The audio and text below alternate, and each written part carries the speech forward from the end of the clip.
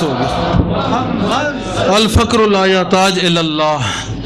کسی نے پوچھا کہ اس کی تفصیل بیان کریں کہ فقیر جو ہے الفقر لا یحتاج الی ربہ، چلیں یہ بھی ہے، بعض روایت میں اللہ بھی ہے اور بعض روایت میں الا اللہ ہے، 3 روایتیں ہیں یہ.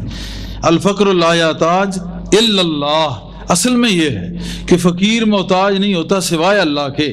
ایک روایت میں یہ آیا الفقر لا یحتاج الی ربہ، کہ فقیر اپنے رب کی طرف محتاج نہیں ہوتا.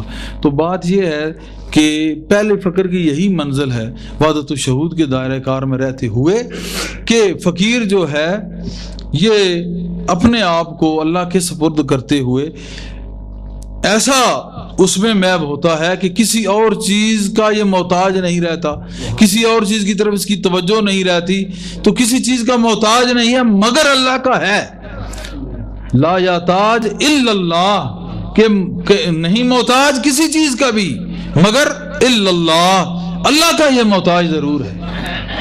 ایک مقام یہ ہے. اب جب اسی میں رہتے ہر ایک چیز سے ہٹ گیا، صرف اللہ کا محتاج رہا، اسی میں رہتے رہتے اب اللہ کو اتنا پیار آیا. اگلی اس کی جو صف ہے یہاں پہ دیکھیں نا، فضلتکم بعضا علی بعض، ایک صف پھر دوسری صف پھر تیسری صف، درجات کی برمار ہے. جتنا جتنا پیار ہے اتنے اتنے اعلیٰ درجات ہیں. تو پہلے اس میں تھا کہ ایک اللہ کی طرف وحدہ لا شریک کی طرف راغب ہوا، کسی کا وہ محتاج نہیں رہا، اس کی محتاجی ہی ختم. اور اس میں اتنا اللہ کو پسند آیا کہ پھر اس کو اس مقام پہ فائز کیا کہ اس کی زبان جو اس کی ترجمان حال تھی، جو اس کا حال اس کی زبان کی نوک سے نکل رہا تھا، یعنی کہ اس کی نشریات ادھر سے جاری ہو گئی تھی. اور فیض کیا تھا؟ وما ینطق عن الہوی، کہ اپنی خواہش سے نہیں بولتا میرا محبوب کا قریبی ایسا ہوا، اس کی محبت میں ایسا اس مقام پہ جا پہنچا کہ اب اپنی نشریات بند ہیں، اس کا قول اس کا امر جاری ہو گیا ہے. تو اس وقت پھر وہ اس نے بے اختیاری میں کہا الفقر لا یحتاج الی اللہ، کہ اب اس سے بھی یہ ہٹ گیا. اب فقیر جو ہے یہ اللہ کا محتاج تو ہے بہر دم، لیکن وہ جو ایک پہلی اس کی حیثیت تھی کہ پلٹتا تھا اللہ کی بارگاہ میں، تو ایک وہ ہوتا تھا، ایک اللہ ہوتا تھا. اب اپنی اتنی اس نے نفی کی کہ لا موجود الا اللہ، کہ سوائے اس کی ذات کے فقر میں کوئی چیز باقی نہیں رہی. اب اس میں مقام دوئی ہٹ گیا. اب دو ہونے کا جو تھا وہ سلسلہ وہ ختم ہوا، وہاں ایک رب ہی رب رہ گیا. تو اس سے مراد کہ اس کا بھی محتاج نہیں رہا. کیوں؟ اب خود نہیں رہا، وہی رہ گیا. اس کی یہ تفصیل ہے. یہ کیا لکھا ہے؟ المجاز مکنطرۃ الحقیقہ، مجاز حقیقت کا پل ہے. عشق حقیقی کے لیے مجاز کیوں ضروری ہے؟ اللہ اکبر.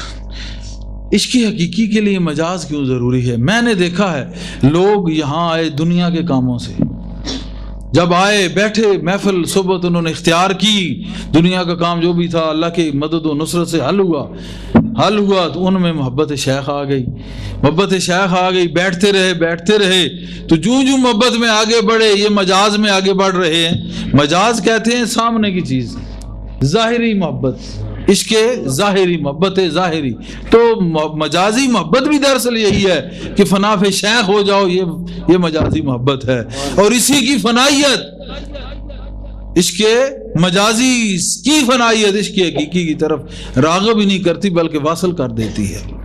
تو لوگ آئے بیٹھے فنا فی شیخ ہوئے اور آقا علیہ السلام کی طرف سے ہوتے ہوئے مجاز اعلیٰ میں پہنچے اور وہاں سے عشق حقیقی کے وہ اسیران عشق ٹھہرے، اس میں جا پہنچے. تو یہ بات ہے کہ یہ پل ہے ضرور، اور اسی سے ثابت ہے کہ یہ جو ہے ایک تصوف ہے. یہی اصل رنگ تصوف ہے نا، کہ مجاز حقیقت کا پل ہے. رنگ تصوف بھی ہے اور وسیلہ بھی اسی سے ثابت ہے کہ ایک پل سے انسان کراس کر کے آگے کسی دیگر آبادی میں یا وادی میں وارد ہو سکتا ہے.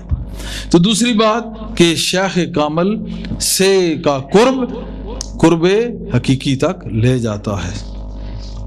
باقی اپنا اپنا جو مراد لیتے ہیں، جیسے لیلا مجنو کا، ہیر رانجھے کا، دیگر بہت سارے قصے ہیں، اپنی جگہ پہ وہ درست ہیں، ہم ان سے انحراف نہیں کرتے، لیکن یہ بات ذہن میں رکھنا کہ اگر مجنو لیلا پہ عاشق تھا یا لیلا مجنو پہ عاشق تھی، یہ بھی ایک تو کنفرم نہیں ہو سکا۔ ہیر رانجھے پہ عاشق تھی یا رانجھا ہیر پہ، ان میں عاشق کون تھا اور معشوق کون تھا؟ صاف ظاہر ہے پہلے ایک عاشق ایک معشوق تھا، بعد میں دونوں ہی عاشق کہلاتے ہیں، کیونکہ نہ اس کے بغیر وہ رہ سکا نہ اس کے بغیر وہ رہ سکی، دونوں کا معاملہ ایک ہو گیا۔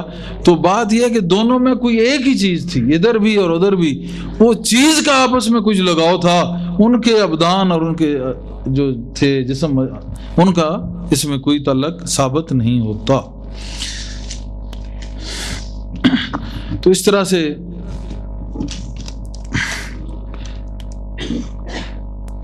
وہ اس مجاز میں حقیقت تک پہنچے یا نہیں، یہ تو اللہ کی بارگاہ میں فیصلہ چھوڑو، لیکن ان کا جو تھا اس کو ہم مجازی ہی کہتے ہیں، اور اس کی بھی اپنے بہت سارے رنگ ہیں، اور اس پہ بڑے بڑے عرفاء نے، جیسے ہیر بارش شاہ بہت مشہور ہے، آپ نے سنا ہوگا، اور ایک پیر غلام جیلانی صاحب نے ہیر لکھی ہے، پہلا شعر ہی اس کا عجیب ہے کہ الف آ رانجھے دے دیدار مینوں میں مشتاق روزے الست دیاں۔ تو اس سے آپ اندازہ کر لیں کہ یہ مجاز ہے یا حقیقت ہے، یہ تو بہت کمال کی طریقت ہے۔ گاہ قریب شاہ رگ، گاہ بعید وہم و خواب، اس کی رفاقتوں میں رات ہجر بھی تھا وصال بھی۔ سرکار صاحب اگر آپ کے خلاف، مشن محمد کے خلاف کوئی کچھ کہے تو ہم سے برداشت نہیں ہوتا، اور ہم اس سے رابطہ آگے کٹا ہوا ہے، بات کرنا بھی اچھا نہیں لگتا۔ اگر ہم اس سے سبق نہ دیں تو ان لوگوں کے منہ بند نہیں ہوتے، اگر ہم بحث کریں تو ہم بے انگلیاں اٹھاتے ہیں۔ آپ فرمائیں کہ کیا کرنا چاہیے؟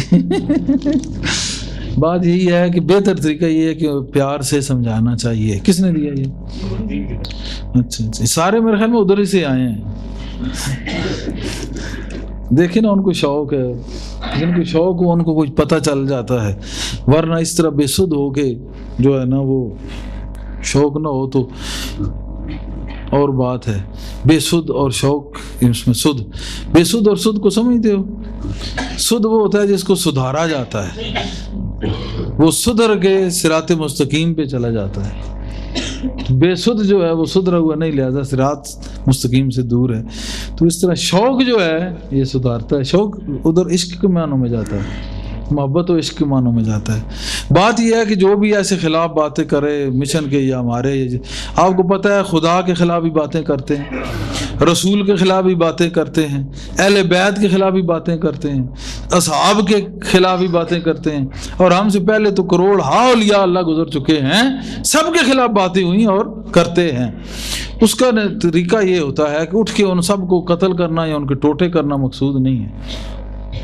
بخاری شریف کی حدیث ضرور ہے کہ من عاد لی ولیا فقد اذنتہ بالحرب، کہ جو میرے کسی دوست کا دشمن بنے گا، اس کو اذیت دے گا، فقد اذنتہ بالحرب، کہ میں اس کے خلاف میں اعلان جنگ کرتا ہوں۔ تو یہ بے شک اللہ پاک تو اس کو نہیں چھوڑتا، آج پکڑے یا کل اس کی لاٹھی بے آواز ہے، اور جب وہ پکڑتا ہے تو پھر واقعی بچتا بھی کچھ نہیں ہے جی۔ قہار و جبار اس کی یہ بھی صفتیں ہیں، جہاں رحمان و رحیم ہے وہاں جبار و قہار بھی ہے۔ تو اس نے اعلان کیا ہے، اور بخاری شریف کی حدیث ہے، اور اس میں واضح یہ حدیث قدسی ہے کہ سرکار نے فرمایا کہ اللہ اس کے خلاف اعلان جنگ کرتا ہے، اور جب اللہ اعلان جنگ کرتا ہے تو اس بندے کا بچے گا کیا؟ رب سے کس کی ضرورت ہے کہ لڑ سکے؟ رب سے کس کی ضرورت ہے کہ لڑ سکے؟ اب یہ اعلان اس نے کیوں کیا؟ بات یہی ہے کہ وہ جو اس سے محبت کر رہا تھا نا، وہ اس طرح کر رہا تھا کہ لا موجود الا اللہ، وہ اس کو اس طرح چاہ رہا تھا کہ خود تو تھا ہی نہیں، وہ تو اسی کے نور کا کوئی مسئلہ تھا، کوئی معاملہ تھا، کوئی نظام تھا، کوئی برکتیں اسی کی تھیں۔ تو جب اس کو کوئی چھیڑے گا تو صاف ظاہر اعلان جنگ تو اس کی مجبوری بن گئی۔ نہیں سمجھے بات؟ اذا تم الفقر فهو اللہ، اور گفتائے اللہ بود گرچہ از حلقوم عبداللہ بود، اس کا کہنا اللہ کا کہنا ہے گرچہ بندے کے حلق سے نکلا ہے۔ مولانا جامی کہہ رہے ہیں، اور مولانا رومی کہتے ہیں ہر کے پیرو ذات حق را یک ندید، نے مریدو نے مریدو نے مرید، کہ جو پیر اور ذات حق کو ایک نہیں جانتا وہ مرید ہی نہیں ہے، مرید ہی نہیں ہے، مرید ہی نہیں ہے۔ یہ مولانا روم بہترین شیخ الحدیث، بہترین شیخ الاسلام، بہترین دین کے شیخ، بہترین شیخ الطریقہ، بہترین شیخ الحکمت، یہ وہ کہہ رہے ہیں ہر کے پیرو ذات حق را یک ندید، نے مریدو نے مریدو نے مرید۔ تو جب یہ پوزیشن ہو تو پھر اللہ پاک کہتا ہے من ناد علی ولین، حدیث قدسی، من ناد علی ولین فقد اذنتہ بالحرب، کہ جو کو میرے دوست کو چھیڑے گا میرا اس کے خلاف اعلان جنگ ہے۔ لاٹھی بے آواز ہے، پڑے گی جب تو پھر پتہ چلے گا۔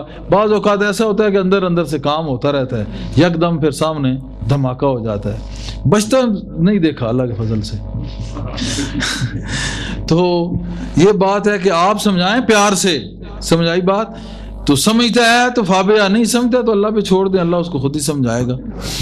باقی ہمیں کوئی نفع نہیں دے سکتا نہ کوئی نقصان دے سکتا ہے۔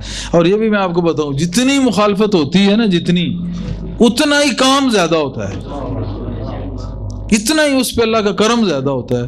یہاں بیٹھے ہیں نا لوگ، ان کے ساتھ بہت کچھ ہوتا رہا، یہ بیٹھے ہیں سامنے بہت کچھ ہوتا رہا، تو اتنا ہی زیادہ اللہ نے کرم کیا، وہی بندے بھی وہی سارا معاملہ ہر طرح سے۔ اور اس کے عوض اندر کی جو کرم اللہ نے کرم کیے وہ تو بتانے کے قابل نہیں ہوتے، بندوں میں منع ہے۔ اس کے عوض ظاہری بھی خیرات ملی اور باطنی بھی خیرات ملی۔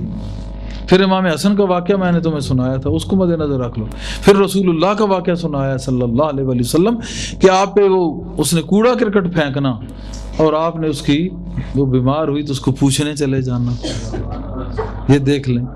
تو اس طریقے سے واقعہ کربلا میں شامل لوگ، ان کو مارا، یزیدیوں نے دوڑے، اس وقت خیمہ تھا زین العابدین علیہ السلام کا، اس میں پہنچے، انہوں نے ایک طرف ان کو بٹھایا، ان کی جتنی ہوتی خیرات مدارت کی، رات ٹھہرے تو صبح جاتے ہوئے جو حسب حال موجود تھا وہ بھی ان کو تحفہ بھی دیا۔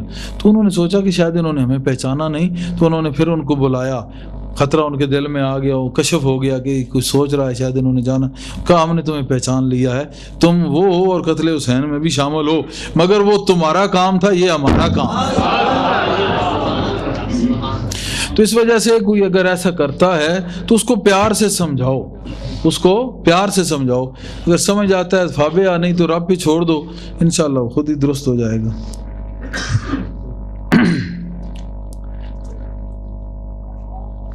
اور کوئی مسئلہ کسی کے ذہن میں ہو تو پانی دے دو۔